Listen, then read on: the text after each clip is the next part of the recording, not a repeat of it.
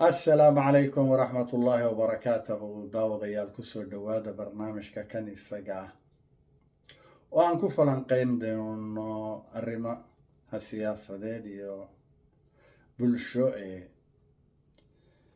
aaga ka mid ah ama degaamo ka mid ah dalka Soomaaliya, gaar ahaan xaaladaha siyaasadeed ee ka jira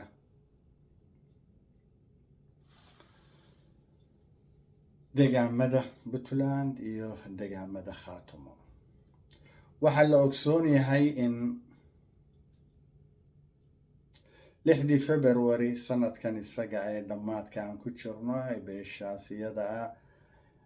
dhulbahante gaadhay go-aan masiiriya oo ay ka talin ah taasoo lagu gaadhay qabsoomidda iyo dhismaha maamulka lagu magacaabo Khaatumo, oo ah maamul Soomaaliyeed oo kasoo horjeeda qaybinta dadka iyo ciidda. balse nasiib darro, saan horeba u iri, in ka qaybgalkii howlgalkaas isaga ah ee lagaga hortegayay maamulka gooni goosadka ama qaybinta ciidda iyo dadka Soomaaliyeed ee ku sugan Hargeysa uu ka qayb galay maamulka Puntland ama Garowe uu ahaa arrin aan dhaafsiisnayn run ahaantii damac siyaasadeed, ama ha la qiro arrinkaas isaga ama haba la diido, balse nuxurkii iyo gunaanadkii iyo runtii arrinku yahay aanuna dhaafsiisnayn in howlgalkaas isaga ka qaybgalka Garowe uu ahaa mid salka ku haya damac siyaasadeed oo aan barnaamijyo hore oo kan ka horeeya iyo qoraallo kala duwanba kaga faallooday, salkana ku haya in dabada loogu dhifto dhulka maamulka Hargeysa Soomaali diidka ah. arrinkaas oo ahaa ujeedada koowaad kama dambaysta ana ee maamulka Puntland uga qayb galay howlgalkii isaga ahaa ee lagaga hortegayay maamulka Soomaali diidka ee Hargeysa ku sugan, balse uu arrinku yahay mid aan intaas iyada ah dhaafsiisnayn. micnuhuna yahay, nuxurkuna yahay in maamulka Puntland ama Garowe aanay marnaba kasoo go-in, aanuna diyaar u ahayn siyaasiyiin dhowr ah oo kasoo jeeda maamulkaas isaga ah, hadday yihiin kuwa xilal ka haya ama kuwa u tartamaya doorashada ugu sarreysa ee maamulkaas isaga ah, ee ka dhawaajiyeen had iyo jeerna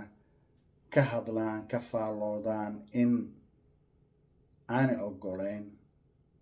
in maamulka Puntland ama Garowe uu faraha ka qaado, kala baxo, ka tanaasulo degaamada Khaatumo. nasiib darro, waan ogsoonnahay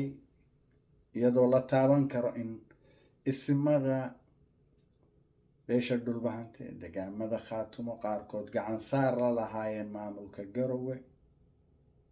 balse la oran karo xaaladda feejinaanta ah iyo wacyiga siyaasadeed ee u kordhay kana askumay degaamada Khaatumo uu keenay in ismadii iyaga ahaa ee gacan saarka la lahaa maamulka Puntland la toosiyey, ayna qayb ka qaateen, kana mid noqdeen iyaga laftoodu gacan saarkii ee la lahaayeen maamulka Puntland, oo iyagoo wada jir ah ismadii beesha dhulbahante ee Khaatumo baaq siyaasadeed dhaqan halkaas maalmihii tegay kasoo jeediyeen, iyagoo ku adkaysanaya matalaadda uu matalo maamulka Khaatumo iyo jiritaankooda siyaasadeed ee bulsho, isla markaasna ay ku caddeeyeen inaanay qayb ka ahayn doorashada maamulka Puntland shakhsiyaadka siyaasadeed laga bilaabo madaxweyne ku-xigeenka ama wasiirada ama wixii kale oo shaqaala oo maamulkaas isaga u adeega, iyo 17 xildhibaan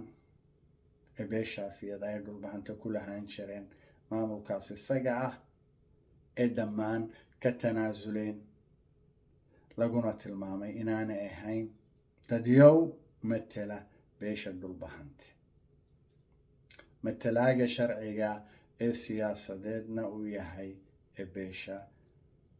maamulka khaatumo. balse nasiib darro waa la ogsoon yahay hadallada badan ee kala duwan ee xanafta leh ee ka soo jeeda ama ka soo yeedhay siyaasiyiinta maamulka Puntland, kuwaasoo caddaystay qirtayna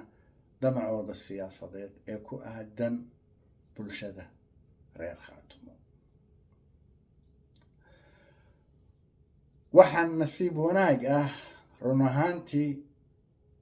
inuu ugu dambeyn ka soo baxo baaq isimada Puntland ama maamulka Garowe, kuwaasoo tiradoodu ay gaadhayso 30 isim, ee si cadna u qeexeen inay aqbaleen baaqii ka soo yeedhay iyo aayad ka tashigii ka soo jeeday isimada beesha dhulbahante ee deegaamada khaatumo iyo maamulka khaatumo hoostaga, ayna aqbaleen arrinkaas isaga ah, diyaarna u yihiin wada shaqaynta ka dhaxaysa iyaga iyo isimada ku sugan Laascaanood, loogana baahan yahay siyaasiyiinta maamulka Puntland inay la yimaadaan muuqaalkii ee ku dhici lahayd doorashada 8 Janaayo 2024 ee ku qabsoomi lahayd oo ka dhici lahayd magaalada Garowe. arrinkaas isaga ana looga fadhiyo siyaasiyiintaas iyaga ah, isla mar ahaantaasna baaq run ahaantii lagu diirsado oo xambaarsanaa lifaaqyo kala duwan oo ah in siyaasiyiinta iyo saraakiisha ciidamadu dhammaan ay ixtiraamaan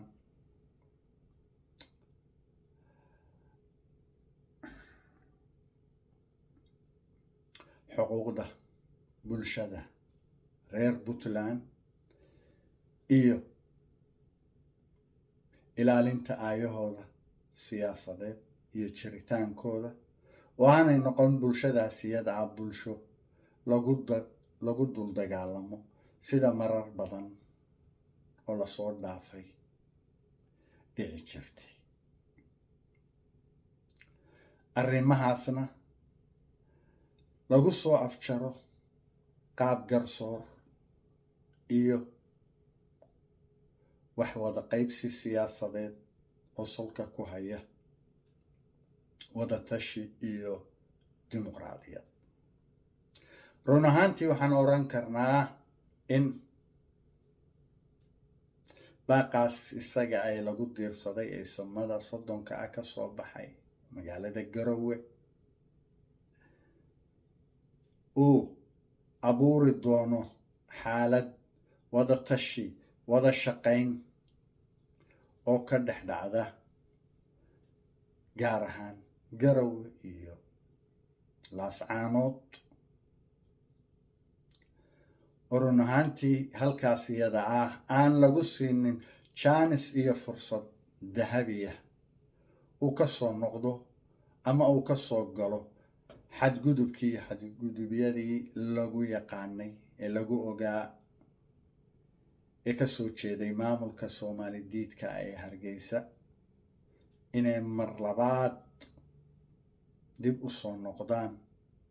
oo kaalin ka qaataan deegaamada Sool iyo Sanaag iyo Buuhoodle.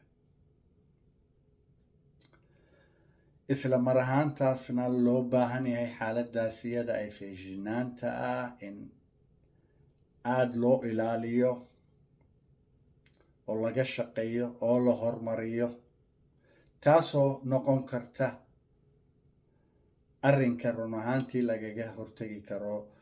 damacyada guracan ee maamulkaas isaga ah qaybinta dadka iyo ciidda ee lagaga hortegi karo. mar labaad, run ahaantii waa arrin lagu diirsado saanba hore u tilmaamay in baaqaas isaga ah ee ka soo baxay isimada Puntland uu noqday mid la saanqaada baaqi isimada Khaatumo. sidaa iyo daawasho wacan daawade dhegayste ilaa intaan barnaamij kale oo kale oo la mid ah isugu iman doono. waa anigoo ah Khaalid Xasan Yuusuf. wassalaamu calaykum waraxmatullaahi wabarakaatu.